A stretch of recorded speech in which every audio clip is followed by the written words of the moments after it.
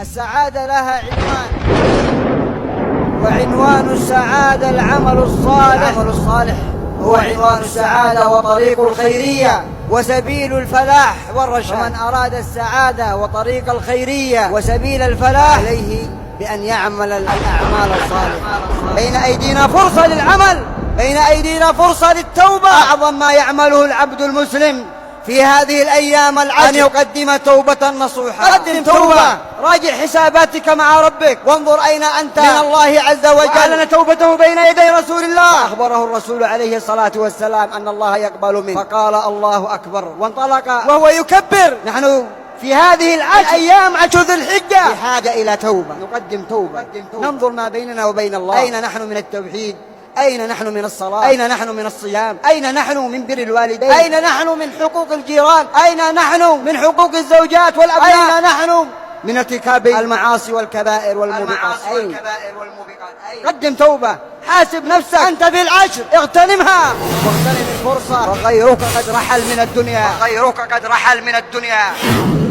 خطبة الجمعة من جامع الخير في مدينة الحسينية حرسها الله لشيخنا الداعية المبارك أبي سهيل علي بن محمد حداد سدده الله، في الثالث من شهر ذي الحجة لعام 46 و400 ألف الهجرة النبوية، على صاحبها الصلاة والسلام.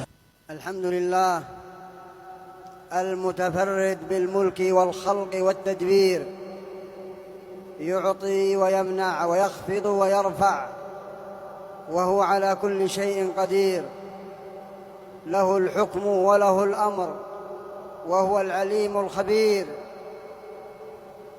لا راد لقضائه ولا معقب لحكمه، وهو اللطيف الخبير. وأشهد أن لا إله إلا الله وحده لا شريك له، شهادة تنجي قائلها من أهوال يوم عظيم. وأشهد أن محمدًا عبده ورسوله، صاحب الشفاعة، صاحب الحوض والشفاعة، ولا دخول إلى الجنة إلا لمن أطاعه، صلى الله عليه وعلى آله وأصحابه ومن تبعهم بإحسان إلى يوم الدين، وسلم تسليماً كثيراً. أما بعد، عباد الله، فإن خير الكلام كلام الله تعالى، وخير الهدي هدي محمد صلى الله عليه وسلم، وشر الأمور محدثاتها، وكل محدثة بدعة، وكل بدعة ضلالة، وكل ضلالة في النار. أجارني الله وإياكم من البدع والضلالات والنار. معاشر المؤمنين عباد الله، اعلموا رحمكم الله، الكل يعلم أننا نعيش هذه الأيام المباركة عشر ذي الحجة، هذه الأيام التي هي أفضل أيام الدنيا، كذا صح عن نبيكم صلى الله عليه وسلم: أفضل أيام الدنيا أيام العشر. هذه الأيام المباركة التي حباها الله عز وجل بالأعمال الصالحة، وخصها بالأعمال الصالحة، وجعل الأعمال الصالحة فيها أحب إليه من أن يعملها العبد في غيرها. الله جل وعلا يحب عمل الأعمال الصالحة من العباد في كل الأوقات والأزمان، لكن في هذه الأيام العشر أعظم الأعمال أن يعمل العمل الصالح في هذه الأيام العشر. عباد الله، إن العمل الصالح هو عنوان السعادة. السعادة لها عنوان، وعنوان السعادة العمل الصالح. فالعمل الصالح هو عنوان السعادة وطريق الخيرية وسبيل الفلاح والرشاد. فمن أراد السعادة وطريق الخيرية وسبيل الفلاح فعليه بأن يعمل الأعمال الصالحة. فمن عمل الأعمال الصالحة وكان ديدنه العمل الصالح يعمله بالليل والنهار فإن هذا العبد طرق باب السعادة وطرق باب الخيرية وطرق باب الفلاح. ومن كان كذلك سعد في الدنيا والآخرة، سعد في الدنيا والآخرة. والعمل الصالح عباد الله هو العمل بالعبادة، العمل بالعبادة. وهذه العبادة سواء كانت أقوالا أو أفعالا، فكل عمل صالح كان قولا أو فعلا أو نية فإن هذا العمل الصالح عنوان سعادة هذا العبد. عباد الله، ربنا جل وعلا يقول: ومن يعمل من الصالحات وهو مؤمن فلنحيينه حياة طيبة ولنجزينهم أجرهم بأحسن ما كانوا يعملون. من عمل صالحا من ذكر أو أنثى، من عمل صالحا من ذكر أو أنثى وهو مؤمن فلنحيينه حياة طيبة ولنجزينهم أجرهم بأحسن ما كانوا يعملون. وقال جل وعلا: ومن يأته مؤمنا قد عمل الصالحات فأولئك لهم الدرجات العلى جنات عدن تجري من تحتها الأنهار خالدين فيها وذلك جزاء من تزكى. العمل الصالح هو سبيلك إلى الجنة، ولا دخول لك إلى الجنة إلا بالإيمان والعمل الصالح، ولا حياة سعيدة لك في الدنيا إلا بالعمل الصالح. ومن يعمل صالحا من ذكر، من عمل صالحا من ذكر أو أنثى وهو مؤمن فلنحيينه حياة طيبة. لا بد للعبد من أن يعمل العمل الصالح وأن يكون في هذه الحياة الدنيا ديدنه العمل الصالح، بالليل والنهار يعمل الأعمال الصالحة حتى إذا لقي ربه عز وجل لقيه بالإيمان والعمل الصالح فينال من وراء ذلك الدرجات العلى وينال جنات عدن. ومن يأته مؤمنا قد عمل الصالحات فأولئك لهم الدرجات العلى. ما من أحد في هذه الحياة الدنيا إلا وسيرتحل من الدنيا، ما من أحد إلا وسيرتحل من الدنيا سواء كان صالحا أو طالحا، مؤمنا أو كافرا. لكن هنيئا لمن يأتي ربه مؤمنا، هنيئا لمن يأتي ربه قد عمل الصالحات. ومن يأته مؤمنا قد عمل الصالحات فأولئك لهم الدرجات العلى. فاعمل يا عبد الله وأنت تعيش هذه الحياة الدنيا، فاعمل يا عبد الله وأنت تعيش هذه الأيام العشر المباركة، جد واجتهد فيها بالعمل الصالح، ولا تترك في هذه الأيام العشر وقتا ولا ساعة ولا دقيقة إلا وأنت تعمل عملا صالحا، إلا وأنت تذكر ربك وتسبح ربك وتهلل ربك وتحمد ربك. عش هذه الأيام مهللا ومكبرا ومسبحا وحامدا. هكذا يقول صلى الله عليه وعلى آله وسلم بعد أن ذكر أن هذه الأيام أعظم الأيام عند الله، قال: فأكثروا فيهن من التهليل والتكبير والتحميد. أرشد إلى العمل الصالح في هذه الأيام العشر، مطلق العمل الصالح، سواء كان هذا العمل الصالح صلاة أو صياما أو صدقة أو ذكرا أو تلاوة للقرآن أو برا للوالدين أو صلة للأرحام أو إحسانا إلى الجيران أو عطفا على الأرامل والأيتام والفقراء والمساكين.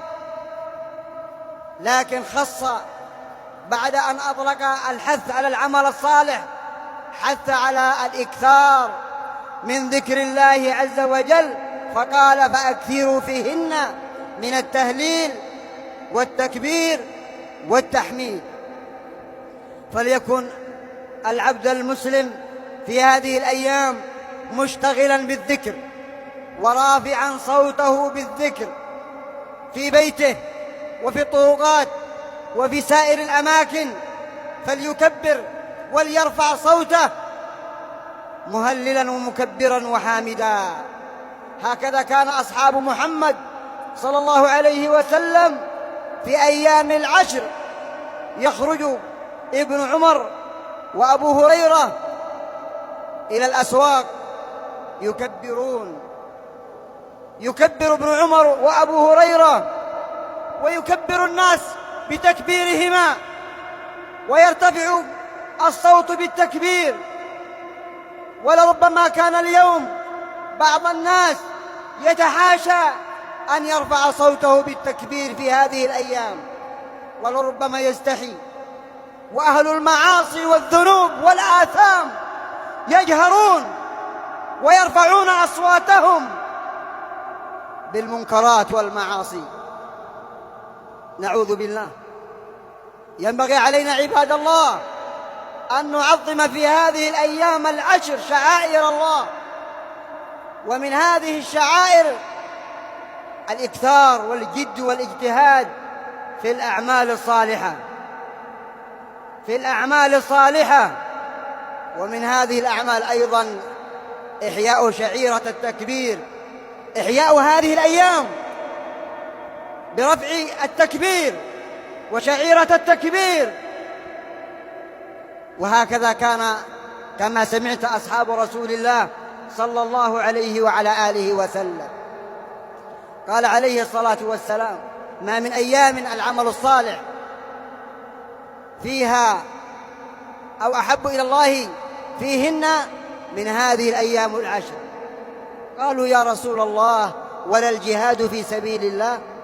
قال: ولا الجهاد في سبيل الله إلا رجل خرج بنفسه وماله ولم يرجع من ذلك بشيء. انظر إلى فضل العمل الصالح في هذه الأيام العشر، وأن لا أحد يفضل من يعمل العمل الصالح في هذه الأيام العشر إلا رجل خرج مجاهدا في سبيل الله فلم يرجع من الجهاد لا بنفسه ولا بماله. قال: ولا الجهاد في سبيل الله إلا رجل خرج بنفسه وماله ولم يرجع من ذلك بشيء. فأين أنا وأنت أخي المسلم من اغتنام الفرصة واغتنام هذه الأوقات والمتاجرة مع الله عز وجل بالأعمال الصالحات؟ هنيئا لمن صام فيها، أي في هذه الأيام العشر، وهنيئا لمن تصدق، ولمن أكثر من ذكر الله، ولمن بر والديه، ولمن أحسن إلى جيرانه، ولمن وصل الأرحام، ولمن أحسن إلى الفقراء والأيتام. هنيئا لمن عمل العمل الصالح في هذه الأيام، أيام لعظمتها أقسم ربنا عز وجل بها فقال: والفجر وليال عشر. فاغتنموا عباد الله، هذه الأوقات، وأنتم ما زلتم في أيام الدنيا وما زالت الأرواح في الأجساد. اغتنم أوقاتك وساعاتك، اغتنم هذا العمر.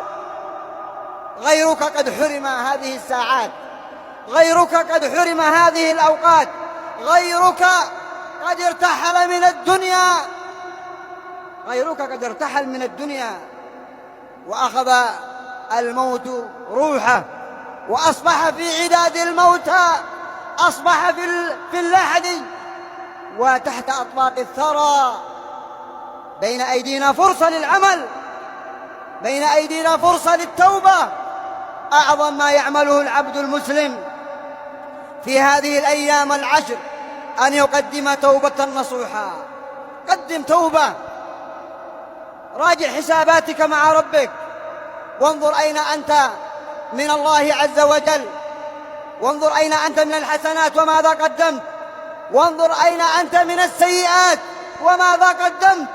قدم توبة، أنت في أيام مباركة.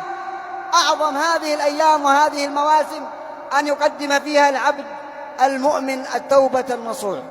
توبة، راجع حسابات. لطالما غفلت عاما، لطالما غفلت شهورا وأياما، واقترفت الذنوب والمعاصي، فأصلح ما بينك وبين الله. فإذا أصلحت ما بينك وبين الله بتوبة صادقة قبلك الله، والتوبة تهدم ما قبلها. أتى رجل النبي صلى الله عليه وعلى آله وسلم، واسمع إلى هذا الحديث، وكلنا بحاجة إلى أن يسمع هذا الحديث. أنا وأنت من المقصرين، أنا وأنت من المفرطين، أنا وأنت من المذنبين. أتى هذا الرجل النبي صلى الله عليه وسلم فقال: يا محمد، أرأيت رجلا قد عمل الذنوب كلها، قد عمل الذنوب كلها، ولا حاجة ولا داجة إلا أتاها. ما من ذنب وما من خطيئة، ما من حاجة ولا داجة إلا أتاها. هذا الرجل أتى النبي صلى الله عليه وسلم وهو كبير،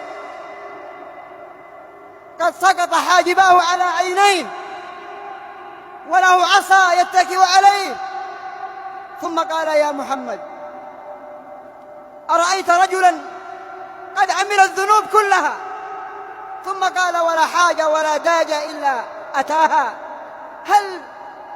هل له من توبة؟ هل لهذا الرجل من توبة؟ فقال: هل أسلمت؟ قال: أما أنا فأشهد أن لا إله إلا الله وحده لا شريك له، وأشهد أنك رسول الله. فقال: تفعل الخيرات وتترك السيئات، ففعلك للخيرات أو فإنهن يجعلن خيرات كلهن. تفعل الخيرات وتترك السيئات، فإذا فعلت ذلك جعلن خيرات كلهن. قال: وغدراتي وفجراتي، أي يقول النبي عليه الصلاة والسلام: وغدراتي وفجراتي. قال: نعم. قال الرجل: الله أكبر، وما زال يكبر حتى توارى عن القوم. انظر إلى هذا الحديث العظيم: إذا تاب العبد توبة صادقة نصوحا يغفر الله عز وجل له ما قدم أو ما عمل من الذنوب، ولو كانت ذنوبا كثيرة، ولو كانت ذنوبا كثيرة. رجل أذنب ذنوبا، ما من ذنب إلا وعمله، ما من حاجة ولا داجة إلا أتاها، غدرات له وفجرات، لكن تاب وأعلن توبته بين يدي رسول الله، فأخبره الرسول عليه الصلاة والسلام أن الله يقبل منه، فقال: الله أكبر، وانطلق وهو يكبر. نحن في هذه العشر الأيام، عشر ذي الحجة، بحاجة إلى توبة، نقدم توبة، ننظر ما بيننا وبين الله. أين نحن من التوحيد؟ أين نحن من الصلاة؟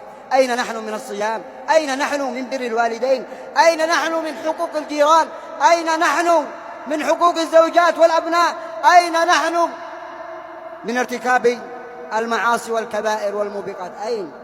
قدم توبة، حاسب نفسك، أنت في العشر، اغتنمها واغتنم الفرصة، فغيرك قد رحل من الدنيا، غيرك قد رحل من الدنيا ومات وغسل وكفن ودفن وصلي عليه، غيرك قد فاتته الفرصة وأنت في فرصة. أقول ما تسمعون وأستغفر الله العظيم لي ولكم فاستغفروه إنه هو الغفور الرحيم. الحمد لله، وأشهد أن لا إله إلا الله وحده لا شريك له تعظيما لشانه، وأشهد أن محمدًا عبده ورسوله الداعي إلى رضوانه، صلى الله عليه وعلى آله وأصحابه وإخوانه وسلم تسليما كثيرا. عباد الله، إننا وفي هذه الأيام المباركة التي نعيش فيها في الأمصار ونشارك حجاج بيت الله الحرام بأنواع العبادات، فضل من الله، فضل من الله وكرم وجود، إذ جعل الأعمال الصالحة في العشر عامة للناس جميعا. هنيئا لحجاج بيت الله الحرام، هنيئا لمن حج ولمن كان الآن يتنقل في المشاعر المقدسة ويعيش هذه الأيام المباركة، وهنيئا كذلك لمن هم في الأمصار يشاركون الحجاج، هنيئا لمن صام ولمن تصدق ولمن أكثر من ذكر الله ولمن بر وأحسن، هنيئا له. إن العمل الصالح في هذه العشر لا يوازيه العمل في أيام رمضان ولا في العشر الأخير من رمضان إلا ليلة القدر. إن صلاة ركعتين في رمضان ليست خيرا ولا أفضل من صلاة ركعتين في هذه الأيام العشر. صلاة الفريضة في الأيام العشر أفضل وأعظم وأحب إلى الله من صلاة الفريضة في أيام رمضان. هل استشعرت عظمة هذه الأيام وأن العمل الصالح أحب إلى الله، أحب إلى الله من غيره من الأيام؟ إذا قلت سبحان الله في هذه الأيام العشر، هذه التسبيحة أعظم من قولك سبحان الله في أيام رمضان. ألا تستكثر من الخير؟ ألا تستكثر من الأعمال الصالحة؟ ألا تكثر من ذكر الله؟ ألا تتاجر مع الله؟ أتمضي عليك هذه العشر وأنت في سهو ولعب وغفلة وكسل وفتور؟ عباد الله، عظموا ما عظم الله، عظموا شعائر الله، عظموا سنة الأضاحي، ومن كان قد عزم على الأضاحي فهنيئا له، ومن كان لم يعزم على فعل الأضاحي فليعزم وليضحي ولا يبخل بالمال، فالأضحية سنة إبراهيم عليه السلام ومحمد صلى الله عليه وعلى آله وسلم. ألا يكون لك في إبراهيم ومحمد صلى الله عليه وسلم الأسوة والقدوة، خاصة أهل المال، خاصة أهل الأموال. والأضحية سنة مؤكدة، بل قال بعضهم واجبة، لقول الرسول صلى الله عليه وسلم: من لم يضحي فلا يقربن مصلانا. وهذا فيه نهي شديد وتحذير لمن كان عندهم جدة وسعة ويستطيعون أن يضحوا ويبخلون بالأضحية. عباد الله، هذه الأيام العشر فيها يوم عظيم، ألا وهو يوم عرفة، وهو اليوم التاسع. فلا ينبغي لمسلم أن يتساهل وأن يتوانى في صومه. إن كان قادرا فليصم هذا اليوم العظيم الذي يبين فيه النبي صلى الله عليه وسلم قال: إني أحتسب على الله أن يكفر ذنوب سنتين التي قبله والتي بعده. أما تدري يا مسلم أن يوم عرفة هذا اليوم العظيم يوم يحزن فيه الشيطان؟ لم يرى الشيطان في يوم أصغر ولا أدحر ولا أحقر ولا أغيظ منه في يوم عرفة، لما يرى من تنزل الرحمات، لما يرى من تنزل الرحمات ومن كثرة عتق الرحمن لكثير من عباده. فلا يكون يوم عرفة يوم غفلة لك ويوم سهو ويوم عبث، فلتكن في هذا اليوم مشاركا لحجاج بيت الله الحرام وصم هذا اليوم العظيم. كن في هذه الأيام مجتهدا في الأعمال الصالحة، كن في هذه الأيام داعيا وتاليا للقرآن ومتصدقا وفاعلا للإحسان ومتلمسا لحوائج الفقراء والمساكين والأيتام، ليحس المسلم بما فيه إخوانه من اللأواء ومن العري ومن المرض، وليجد بماله وليجد بالدعاء، وليتذكر المسلمون في كل مكان إخوة لهم في هذه الأيام المباركة يعيشون الأواء ويعيشون جوعا ويعيشون عطشا ويعيشون مرضا ويعيشون جراحا ويعيشون خذلانا من المسلمين.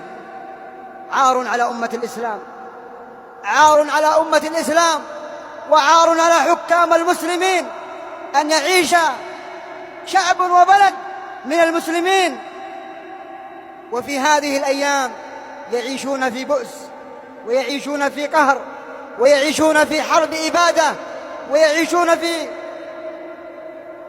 حصار شديد. وتعجب كل العجب أن يكون الحصار لهم من أبناء جلدتهم ومن المسلمين. من الذين يحصرونهم ومن الذين يمنعون عنهم أن يدخل الدواء والماء والغذاء؟ أبناء جلدتهم.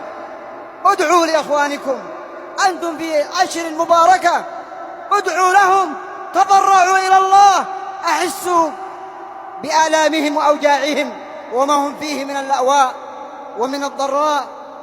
إنهم أصبحوا يضرب بهم المثل في الصبر والصمود والشجاعة والإيمان. إن كان فيما مضى من يموت له من الأبناء في يوم 5 أو 4 أو 7، فقد مات لهؤلاء في يوم واحد من يموت لهم أكثر من ذلك في يوم، في ساعة واحدة. امرأة من أهل غزة، امرأة تشيع في ساعة واحدة 9 أبناء وهي صابرة محتسبة. عباد الله، عباد الله، أحسوا بآلام إخوانكم، ادعوا ربكم، تضرعوا إلى الله ليرفع الله عز وجل البلاء والذل والمهانة وتسلط الأعداء، وأن يرنا في أعداء الإسلام عجائب قدرته. أحيوا شعائر الله، كبروا حتى يبلغ تكبيركم عنان السماء، كبروا، هللوا. ما أهل مهل ولا كبر مكبر إلا بشر، أي بشر بالجنة. أينك من التكبير؟ أينك من التسبيح؟ أينك من إحياء الشعائر؟ أينك من دين الإسلام؟ أينك من الصلاة؟ أينك من العبادة؟ أينك وأينك؟ أنت في فرصة، غيرك قد نزعت منه الفرصة فمات، غيرك قد نزعت منه الفرصة فمات، فأصبح في عداد الموتى وأنت ما بين جنبيك روح تنبض. فتب إلى الله وأقبل على الله وأصلح ما بينك وبين الله. اللهم أعز الإسلام والمسلمين، أذل الكفرة والمشركين، أعداءك أعداء الدين يا رب العالمين.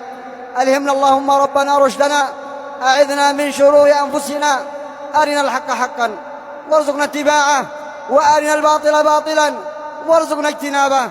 اللهم آتنا في الدنيا حسنة وفي الآخرة حسنة وقنا عذاب النار.